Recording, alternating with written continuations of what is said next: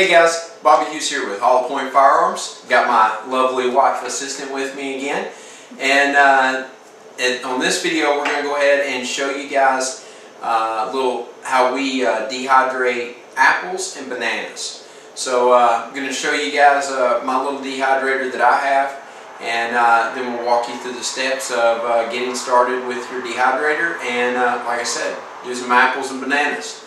So dehydrating fruit is a really good way to store for a prepping, or even not for prepping, just for storage of fruit. Both of us love fruit, but you know, if we buy a bag of apples or whatever, usually they'll go bad before we get them all eaten. So by dehydrating them, you know, we can save a few without them being dehydrated. We'll dehydrate the rest of them, and you can use them in all sorts of things. So dehydrating is really a great way to save money, as well as using it for prepping too. So let's go ahead and get started. Alright guys, so this is my dehydrator. I have a Nesco. It's a very simple, affordable dehydrator. I picked this up at Farm and Fleet for I think it was, what was it, $25, babe? Yeah. $25. It's a very simple process. This is your dryer and your lid, alright? And then it comes with 4 stacking trays. Alright, so it's really good. You can actually dry on the bottom rack as well, but everything I've read and seen, they don't recommend doing it unless you absolutely have to. The cool thing about this dehydrator, one, it's cheap. Two, you can actually add racks to this, up to 8 racks. So, and you can buy 2 more racks for I think like $8 or $10. So you could have a total of 8 racks, and it works great. You can also buy little trays that go in here to make fruit leather, which we'll do on a different video for you guys. But that's pretty much it. It's very simple. So we're going to be dehydrating some Dole bananas and some Granny Smith apples. So let's get started on that. So bananas are very easy to hydrate. This is all you do.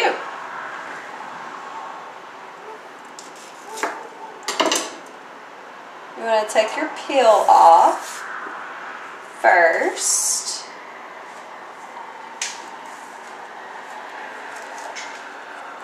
And we're going to save that for the compost.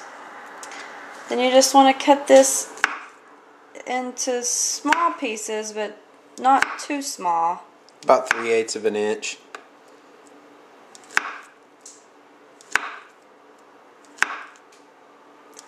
And if you don't know how much 3/8 of an inch is, I don't either. So just don't cut them too thick or too small. I would say this is going to be too thin and this is going to be too thick. So just find a happy medium.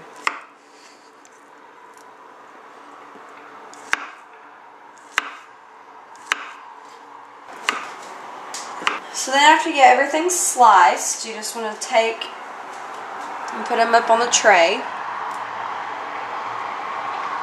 And you don't have to space them out too far or any at all. It's fine however you do it. Just don't stack them on top of each other. Not in this dehydrator anyway.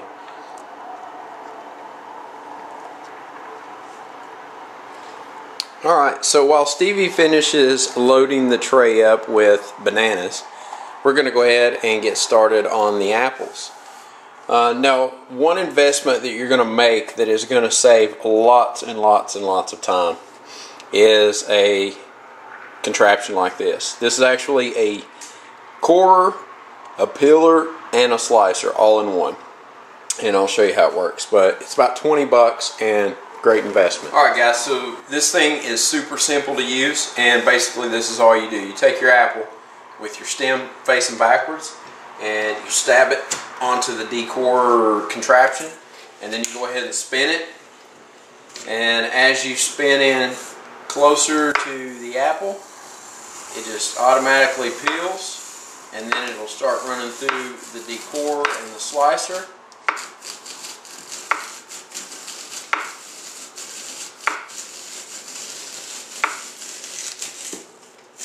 And sometimes it'll break on you if they're too big, but that's alright. So just keep running it forward until you get all the way through it. And then you'll just pull your apple right off the cord just like that. And we're going to set that aside. I'll show you guys how to break that apart here in just a little bit.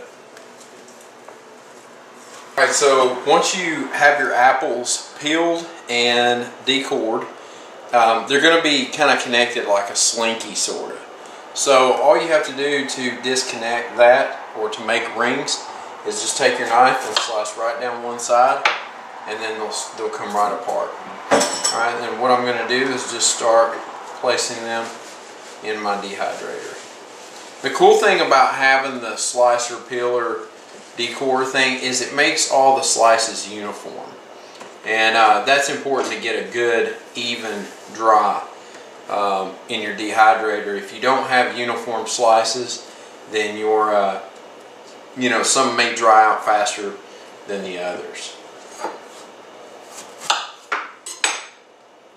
Alright guys, so once we got our apples peeled and sliced and loaded, and we have our tray of bananas here. We're going to go ahead and set these right on the top. Go ahead and check my center here. Make sure that none of the apples are protruding where the fan is going to go. And then we just take our fan, put it right down on the top here, or our heater fan, whatever you want to call it. And then we have some little clips. You don't have to use these. I like to use them just because it keeps everything sealed nice and tight. We're going to place those on there.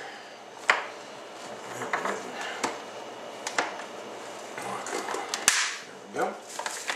And we'll plug our dehydrator up now, and then we'll turn it on. Now with the apples take 6 to 12 hours to dry. The last batch of Gala apples that I did, it took them right at 12 hours. And then bananas take anywhere from about 12 to 16 hours. So that's the reason why I put them on the top, because heat rises, so they should dry faster than the apples. And then when it's all said and done, we'll see where we're setting. If I have to, I'll take the apples out and continue to dry the bananas. But anyway, so we'll go ahead and get started with that, and I'll bring you back on in the morning. Alright guys, so our dehydrator is done dehydrating our apples and bananas. Actually already packed the bananas up before I remembered to turn the camera back on and show you guys. But that was probably about 5 bananas maybe. So, and it made a little baggie full of banana chips. So pretty good turnout for that. That was one tray of bananas. The apples, I'm going to show you guys the perfect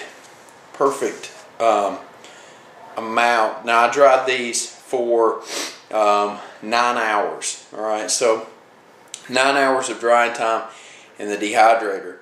What you're looking for when you dehydrate fruit is that there's no moisture left in the fruit. But you don't want it to be too hard or it'll snap.